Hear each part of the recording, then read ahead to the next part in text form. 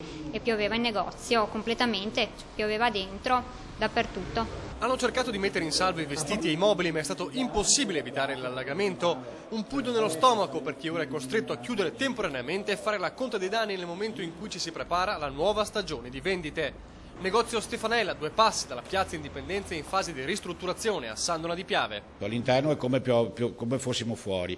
E purtroppo noi abbiamo un arredamento che comunque è stato fatto da poco, 2 anni e mezzo fa, che sicuramente ha subito dei danni, e tutto l'impianto elettrico. Non l'unica vittima, acqua secchiate anche in una gelateria e un altro negozio di abbigliamenti, e piove anche sotto i portici.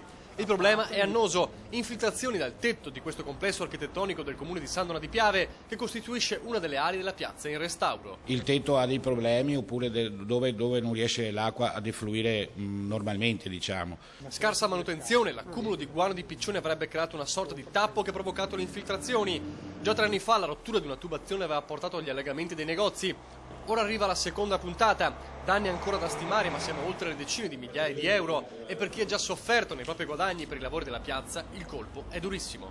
E ci mancava solo questo, all'inizio poi di una stagione importante come l'inverno, perché purtroppo già i tempi sono duri per tutti, e in più abbiamo anche questa situazione.